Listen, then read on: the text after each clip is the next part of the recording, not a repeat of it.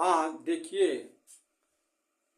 आज मैं आप लोगों को इस एपिसोड में वही जो ये ऑर्गेनिक कंपाउंड है, जो कार्बनिक यौगिक है, जिसको हम हाइड्रोकार्बन कहते हैं, इसके पिछले एपिसोड में मैं ये जो कार्बनिक यौगिक है अर्थात ये हाइड्रोकार्बन के जो ये कार्बन की जो श्रृंखला होती है, इसके मैं आप लोगों को बताया था।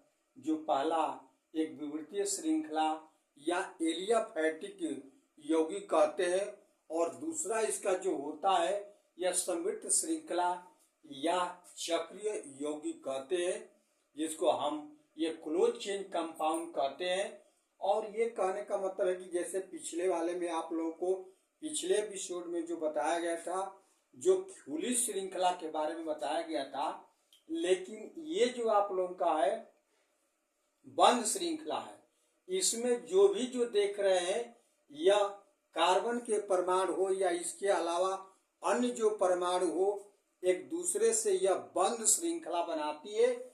इसीलिए इसको हम बंद श्रृंखला या चक्रीय यौगिक कहते हैं। और इसमें जैसे देखिए आप लोगों का ये पहला आप लोगों का ये है, जैसे साइक्लोप्रोपेन में देखिए ये आप लोगों का इसका जो ये अणु सूत्र है ये C3H6 है, अर्थात देखिए C है, अर्थात इसको हम क्या बोलते हैं, साइक्लोप्रोपेन कहते हैं। इसमें कार्बन की संयोजकता को आप लोग संतुष्ट करके देख सकते हैं। ये जैसे ये कार्बन है, ये देखिए संयोजकता 1 2 3 4, यहाँ कार्बन है 1 2 3 4, यहाँ कार्बन है 1 2 3 4, अर्थात ये देख रहे हैं ये साइक्लोप्रोपेन है। ये आप लोगों का संरचना सूत्र है, और ये जो देख रहे हैं यह अणु सूत्र है। जो देख रहे हैं कि इसमें 3 कार्बन के परमाणु है जो बंद श्रृंखला बनाए हैं, इसीलिए इसको हम चक्रीय ये यौगिक या बंद श्रृंखला या इसी को यह समृद्धि श्रृंखला यौगिक कहते हैं। दूसरा इसमें जिसका उदाहरण है ये आप लोगों का साइक्लोहेक्सेन, जिसमें कार्बन परमाणुओं की संख्या, हेक्सेन का मतलब जो पहले वाले में जो आप लोगों को इसके पहले एपिसोड में जो बताया गया था, जिसमें कार्बन के परमाणु 6 होंगे, उसको हेक्सेन के रूप में नाम दिया जाएगा। तो उसी तरीके से देखिए इसमें कार्बन के परमाणु 1 2 3 4 5 6 है, तो इसलिए इसका नाम हेक्सेन आएगा, अर्थात ये साइक्लोहेक्सेन है। इसमें भी इसका अणु सूत्र C6H12 होता है। ये इस साइक्लोहेक्सेन का यह संरचना सूत्र है। इसकी भी संयोजकता कार्बन की, जैसे ये आप लोग आसानी से देख सकते हैं कि इसके कार्बन की संयोजकता 4 होती है, हाइड्रोजन की संयोजकता 1 होती है।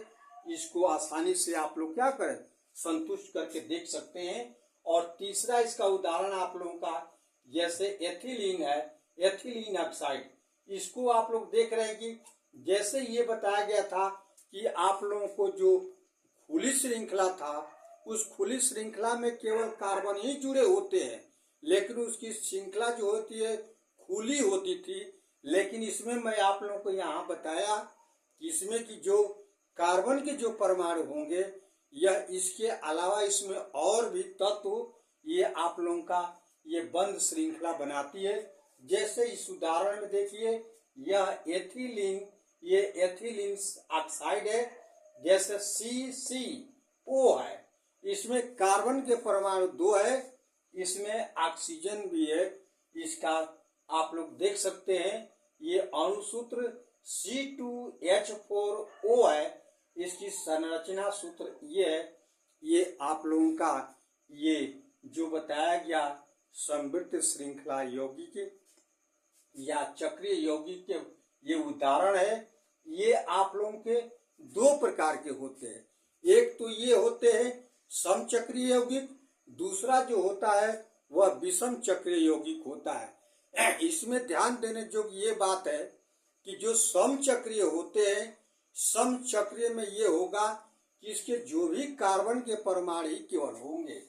जैसा ये आप लोग ये पहला जो इससे समचक्रीय के भी दो भाग होते हैं, एक है एरोमेटिक यौगिक, दूसरा है एलिसाइक्लिक यौगिक।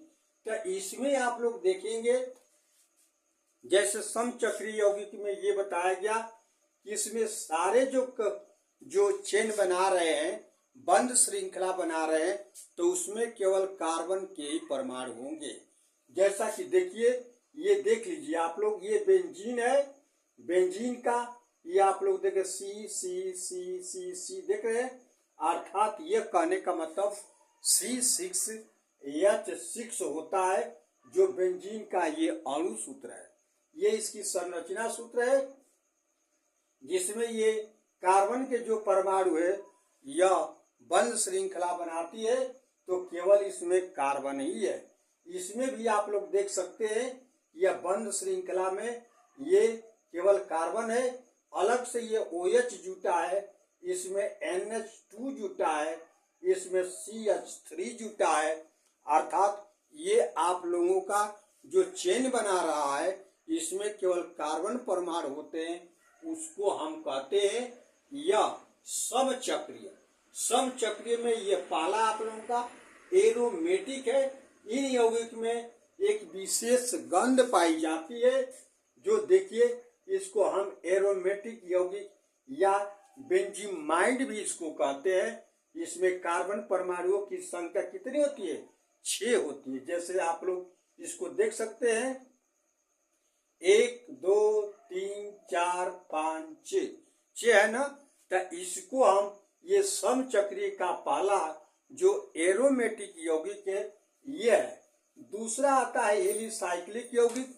ये एलिसाइक्लिक यौगिक जो होते हैं, ये जैसे ये समृद्धि आप लोगों का ये जो उदाहरण बताया गया कि इसी श्रृंखला वाले के यौगिक के समान होते हैं।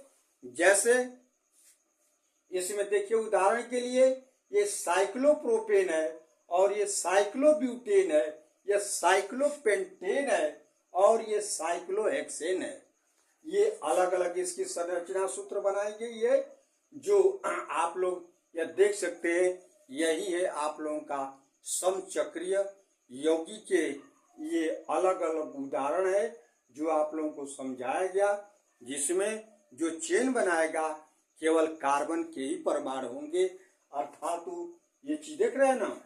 और दूसरा जो इसके बताया गया जो विषम चक्रीय यौगिक, विषम चक्रीय यौगिक में ये होता है कि जो कार्बन के परमाणु जो आप लोगों का बंद श्रृंखला बना रही है, उस कार्बन के अलावा कोई दूसरा भी तत्व आ सकते हैं। जैसे आप लोगों का इसमें देखिए नाइट्रोजन भी आ सकता है, सल्फर भी आता है, ऑक्सीजन भी आता है, इस तरीके से आते हैं। तो उसको हम क्या बोलते हैं? विषम चक्रीय यौगिक कहते हैं।